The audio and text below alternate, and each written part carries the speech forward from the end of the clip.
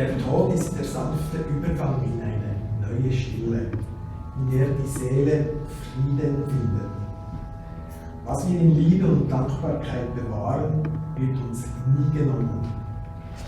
Es bleibt in unseren Herzen, getragen von Erinnerungen und von all dem, was dieser Mensch in unserem Leben hinterlassen hat. Auch wenn die Zeit die Wunden heilt, bleibt die Liebe unvergänglich und der Verlust bleibt ein Teil von uns.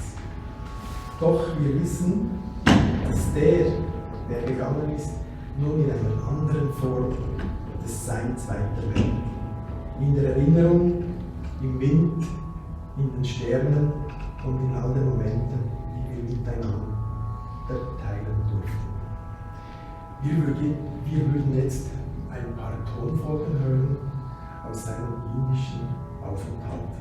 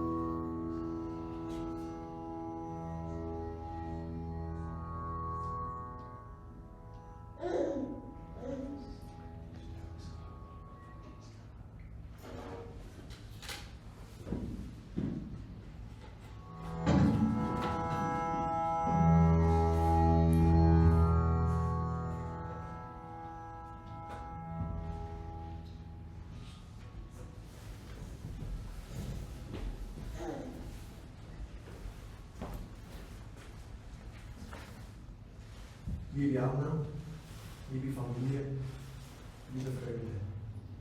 Mein Name ist John Bieri Ich bin Bestatter bei Aurora und darf die Familie heute begleiten. Heute nehmen wir Abschied von Roger J Lawson, einem besonderen Menschen, der unser Leben auf seine eigene Art bereichert hat. Geboren am 4. Januar 1947 in England, verbrachte Roger viele Jahre hier mit dem festen Vorsatz, Deutsch zu lernen. Doch irgendwann merkte er, dass es mit Englisch doch einfacher war. Sein Humor und seine Gelassenheit machten ihn zu einem Menschen, den man einfach gern haben musste. Roger war ein Eigenbrötler, doch zugleich offen für alle Menschen. Er stellte andere oft vor sich selbst, hatte ein großes Herz und eine klare Art, die Dinge anzugehen. Konzentration war ihm wichtig und vor allem musste es schnell gehen. Geduld war nicht unbedingt seine größte Stärke. Doch gerade diese Mischung macht ihn zu dem besonderen Menschen, den wir alle geschätzt haben. Ich möchte das Wort seiner Tochter Stefanie übergeben.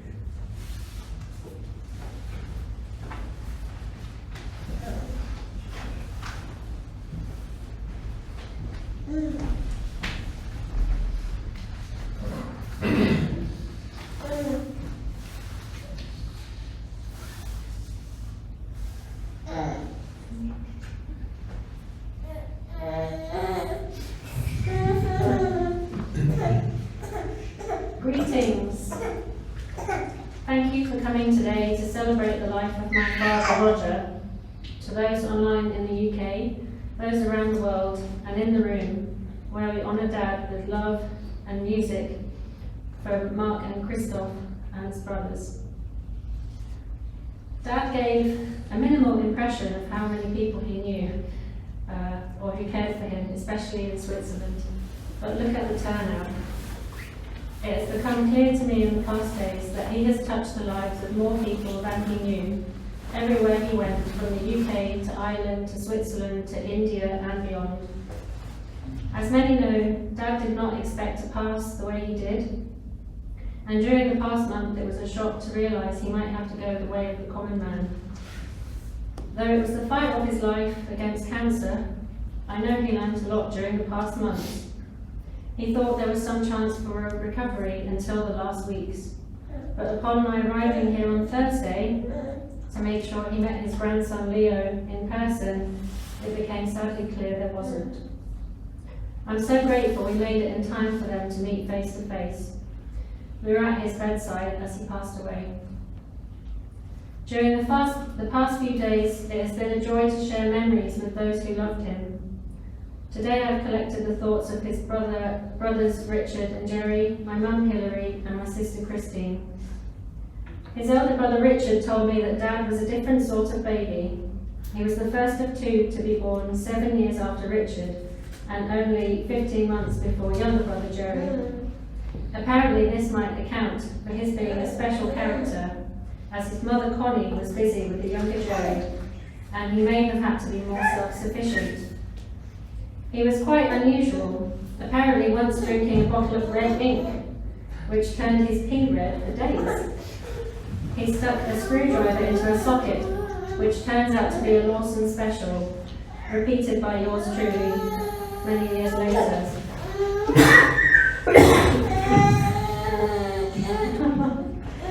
He was into everything and doing stuff all the time. He had a special name, Fred, for Jerry, with whom he shared a special bond. He and Jerry were the first brothers to gain their Queen's Scout Award together. The Lawson brothers travelled around with their mum and dad in one and then another Royal Enfield motorbike and sidecar, which, with 5 on board, made going up hills difficult, so they often had to get out and push, especially one time over Hard Knot Pass in the Lake District. On these trips they went fishing and camping, which they loved very much. Childhood life was not easy, as Dad's father George passed away when he was just 14 from cancer. This impacted on him and Jerry a lot, especially as Richard was away at college. Dad also almost died when he got peritonitis, and and his appendix burst. It was touch and go, but he pulled through. Later, at University Hall, Buckland, a college in Oxford, Dad was a player in the football, rugby and hockey teams. He was very athletic, and his interest in athletics continued, a favourite topic of conversation with neighbours, family and friends. He denied any real interest in football, but Burnley FC was always secretly his passion. Recently, he loved talking to my partner Adrian about the Leeds and Burnley matches. My mum met Dad in Birmingham when they worked in the same office. She joined him on his monthly walking weekends with workmates. She says he was always so generous, always the first person at the bar in the evening to buy a round of drinks. He loved walking in the Lake District and climbing too. Along with his brothers Richard and Jerry, he was a member of Clayton Lamore's Harriers, sometimes running marathons, but eventually deciding that half marathons were much more sensible. He had so many varied interests. He was a member of the Wine Society. He loved his wines and even sometimes made his own. Mum remembers a particularly good parsley wine made from parsley he had grown himself, and he made great curries too, buying and grinding his own fresh spices. Music played a big part in his life, and he had a great record collection. Some of his favourite artists and bands were the Stones, the Beatles, but he was a big fan of Steve Winwood from the Spencer Davies Group, and Traffic too. He played guitar. Des, a neighbour, would sometimes come round in the evenings, and they would have a jam session over some beers. Des and his wife Caroline say that they found him to be unique and different. Thanks, Leo. Testing my speaking skills. They found him to be unique and different with an interesting slant on everything. He also played the piano. We don't think he knew how good he was, and our house was always filled with his music. When we moved to Buckinghamshire, we were fortunate to have a large plot of land, and he set about turning the 3 acres into a wildlife garden. He redesigned the garden with inspiration from the Chalice Well in Glastonbury. He arranged funding from the local authority to plant 1,000 native trees, plus 2 large ponds, and it was wonderful to see them starting to mature. Mum and I recollect the many fun family camping trips we went on. In Ireland, as a child I could walk alone, but he carried Christine on his shoulders to the top of Brandon Mountain, where we camped overnight listening to the eerie sounds of Manx shearwaters birds calling during the night. Just one of the many memories of Roger that will stay with us forever. I also remember Dad eating squid in tomato sauce out of a can on another trip in Spain. Twixes were an essential snack on walks. During many Christmases, we stayed at Blencathra with other families, allegedly slightly drunken affairs, and I remember him playing a sultan, wearing a tea towel as a turban for the Christmas pantomime Aladdin Tights.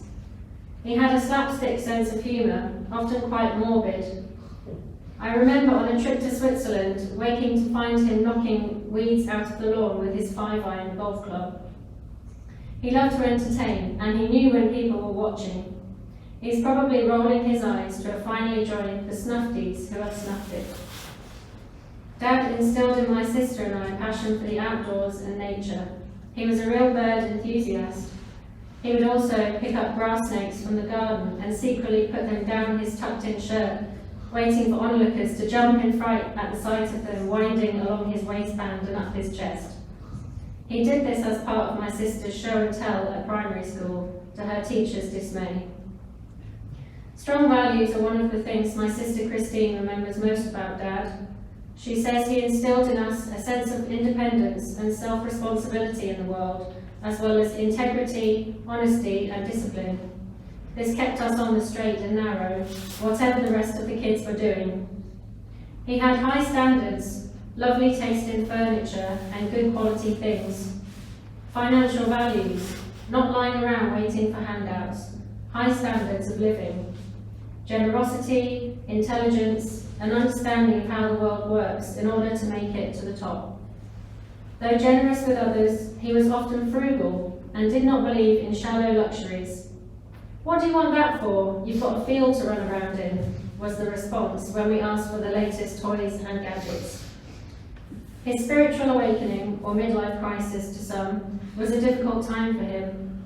Most people thought he'd lost the plot when he discovered his spirituality in Mersey.